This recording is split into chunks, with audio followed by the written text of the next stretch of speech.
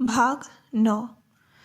उस दिन से विजया के मन में यह आशा हर समय तृष्णा की तरह जागती रही कि वह अपरिचित व्यक्ति अपने मित्र को लेकर अनुरोध करने अवश्य आएंगे। उन दोनों में जो भी बातें हुई थी उसके हृदय पर अंकित हो गई थी। उनका एक एक शब्द तक वह नहीं भूली थी।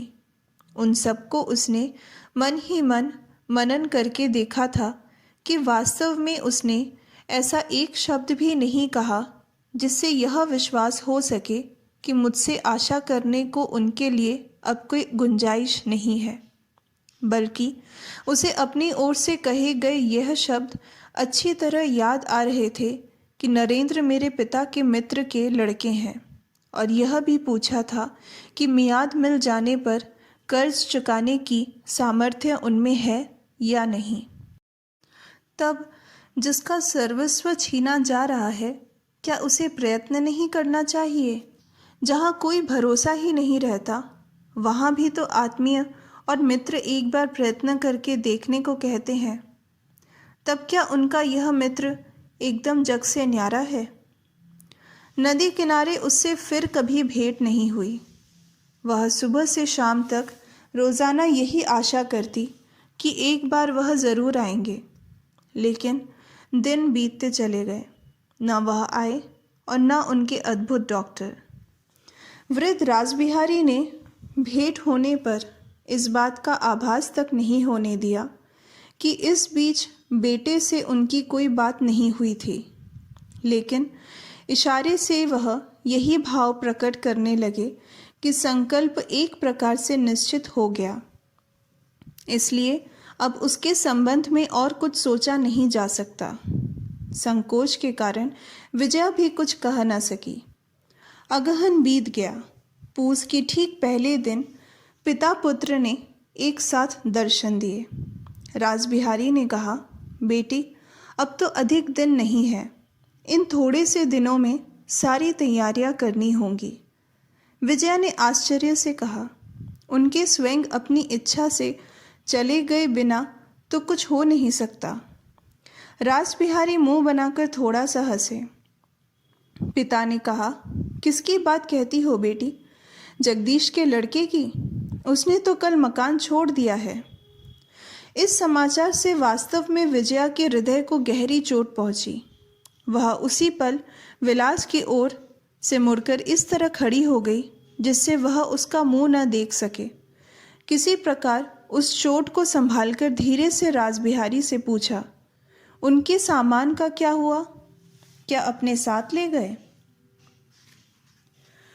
पीछे खड़े विलास ने व्यंग भरे स्वर में कहा, सामान में 3 टांगों की बस एक खटिया थी। उसी पर शायद वह सोता था। मैंने उसे खींचकर बाहर पेड़ के नीचे डाल दिया।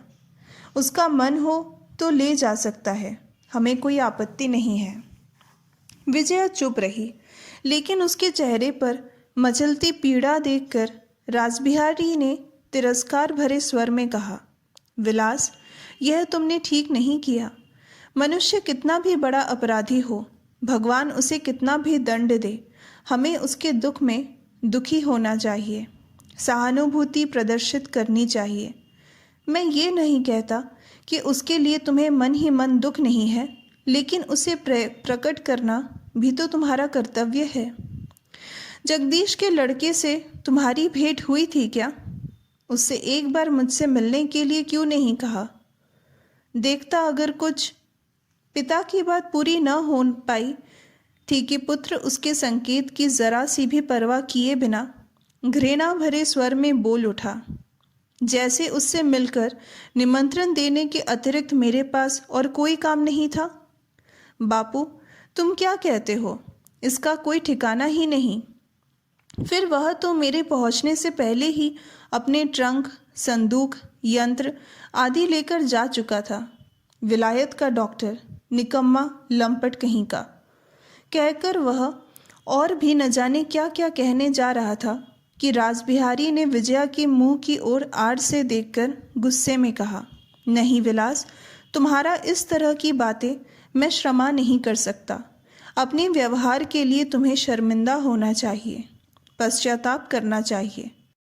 लेकिन विलास ने जरा सा भी शर्मिंदा हुए बिना उत्तर दिया, किस लिए बताइए?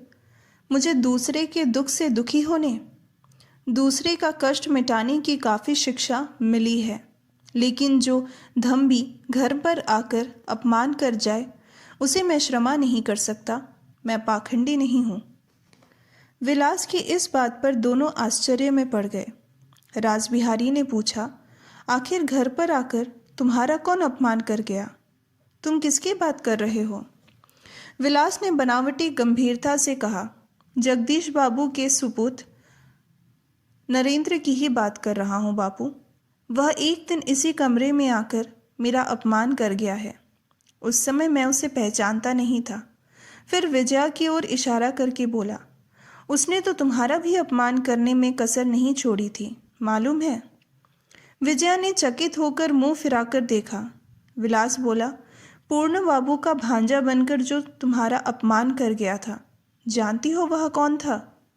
उस समय तो उसे बड़ा सहारा दिया था, वही नरेंद्र है। अगर उस समय अपना असली परिचय देने में साहस करता तो मैं जानता कि यह मर्द है, बेशर्म पाखंडी कहीं का। दोनों ने आश्चर्य से देखा। विजया का मुंह पल भर में दुख से सूखकर मलिन हो गया।